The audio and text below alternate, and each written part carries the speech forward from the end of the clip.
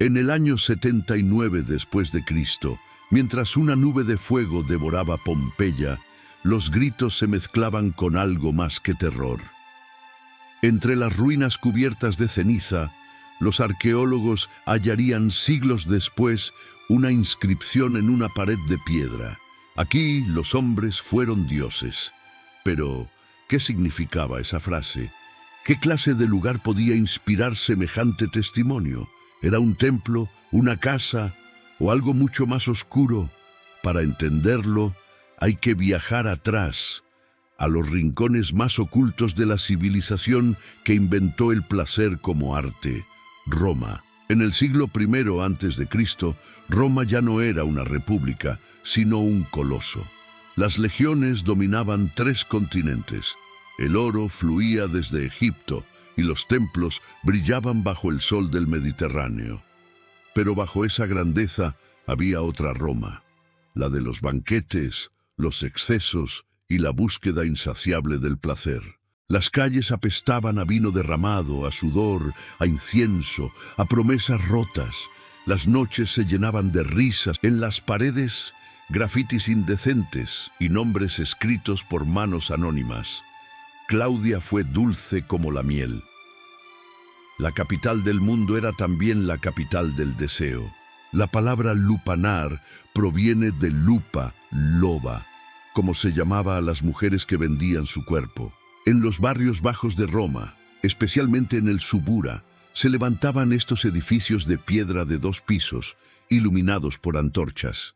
En la planta baja, habitaciones pequeñas con camas de piedra cubiertas por mantas ásperas. En los muros, frescos que mostraban escenas explícitas. Manuales del deseo para clientes de todas las clases. Pero lo sorprendente no era la práctica, sino su legalidad. Roma había convertido el placer en negocio oficial del Estado. Cada prostituta pagaba impuestos. Cada casa tenía un registro. El placer era una fuente de ingresos públicos. El emperador Augusto, obsesionado con el orden moral, intentó regularlo todo. Creó leyes para controlar la sexualidad, pero al mismo tiempo permitió los burdeles, sabiendo que el deseo reprimido podía ser más peligroso que el deseo saciado. Pero los burdeles eran solo una parte de aquel imperio de los sentidos. Los thermopolia, locales donde se vendía vino y comida caliente, se transformaban al caer la noche en lugares de encuentro. En las popinae, los ciudadanos bebían, apostaban y coqueteaban bajo la tenue luz de las lámparas de aceite. En el barrio del Esquilino, los arqueólogos hallaron una inscripción en una taberna. Aquí se bebe, se come, se ama y se olvida. Era la Roma nocturna, una red de lugares donde el placer fluía con la misma naturalidad que el vino. Sin embargo, los verdaderos templos del placer no estaban en los barrios pobres, sino en las villas privadas de los patricios. Allí, los convivia, banquetes aristocráticos, se convertían en auténticas obras teatrales del exceso. El anfitrión no solo ofrecía comida, ofrecía espectáculo. Danzarinas traídas de Egipto, músicos de Siria, perfumes de Arabia y esclavos que servían desnudos. El vino no se bebía, se veneraba. Los invitados se recostaban sobre divanes, conversaban sobre filosofía mientras sus manos jugaban con frutas y cuerpos. Y al final del banquete, cuando las luces bajaban y los músicos tocaban notas lentas, la cena se transformaba en algo más. El placer se convertía en ritual. Pocos encarnaron esa Roma decadente como Nerón, emperador desde el año 54 hasta el 68 después de Cristo. Era joven, hermoso, amante de la música y de la lujuria. Organizaba fiestas flotantes sobre balsas doradas en el lago de Agripa, donde el vino corría por canales tallados en mármol. En el centro, Nerón observaba a sus invitados perder el control, mientras poetas recitaban versos sobre Venus y Baco. Para él, el placer era una forma de poder. Su palacio, la Domus Aurea, era un monumento al exceso.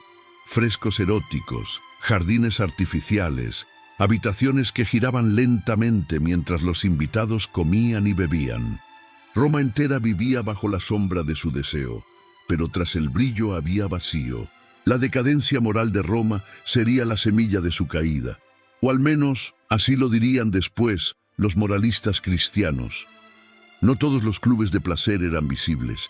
Existían grupos mucho más discretos, conocidos como los Collegia Voluptatis, asociaciones que combinaban filosofía, religión y erotismo. Sus raíces se remontaban al culto de Baco, el dios del vino y la locura sagrada. Los miembros creían que el placer podía liberar el alma de las cadenas del cuerpo. Durante sus reuniones, la música y el vino eran instrumentos de éxtasis espiritual. Sin embargo, el Senado romano descubrió que algunos de estos cultos servían también para conspirar contra el Estado. En el año 186 a.C., el Senado dictó el Senatus Consultum de Bacchanalibus, prohibiendo las bacanales y condenando a muerte a sus líderes. Aquel decreto marcó el inicio de la persecución del placer como peligro político. En Roma, el cuerpo no era solo carne, era símbolo de poder, de rango, de triunfo. Los senadores compraban esclavos no solo para trabajar, sino para demostrar su estatus. El placer era una herramienta de dominio, un lenguaje de jerarquía. Mientras los pobres buscaban en el vino un respiro del hambre, los ricos convertían la lujuria en teatro. Era una sociedad que había confundido la libertad con el exceso, y aún así, Roma no se avergonzaba de su deseo, lo celebraba. El placer era un espejo de la grandeza imperial, pero toda llama se apaga. Con la expansión del cristianismo en los siglos posteriores, el placer comenzó. Las orgías, los burdeles y los banquetes fueron reemplazados por penitencias y rezos. El cuerpo, antes adorado, se convirtió en enemigo del alma. Fueron reemplazados por penitencias y rezos. El cuerpo, Roma, cambió de rostro. Lo que una vez fue símbolo de vida, se transformó en motivo de culpa. Sin embargo, no todo desapareció. Bajo las ruinas de Pompeya, las paredes hablaron. Los frescos, intactos tras siglos de silencio, contaron lo que la historia quiso borrar. Cuando los arqueólogos desenterraron el lupanar de Pompeya, encontraron más que paredes. Hallaron un testimonio humano, nombres, precios, dibujos, frases, una red viva de emociones. Aquí se amó, aquí se soñó, aquí los hombres fueron dioses. Y es entonces cuando surge la pregunta: ¿Roma cayó por sus excesos o porque el mundo ya no supo comprenderlos? Dicen que bajo el Vaticano, entre túneles olvidados, aún reposan mosaicos y esculturas confiscadas de los templos del placer romano. Tesoros ocultos de una civilización que jamás pidió perdón por desear. Y quizás en ese misterio enterrado se esconde la verdadera razón por la que Roma nunca murió, solo cambió de máscara.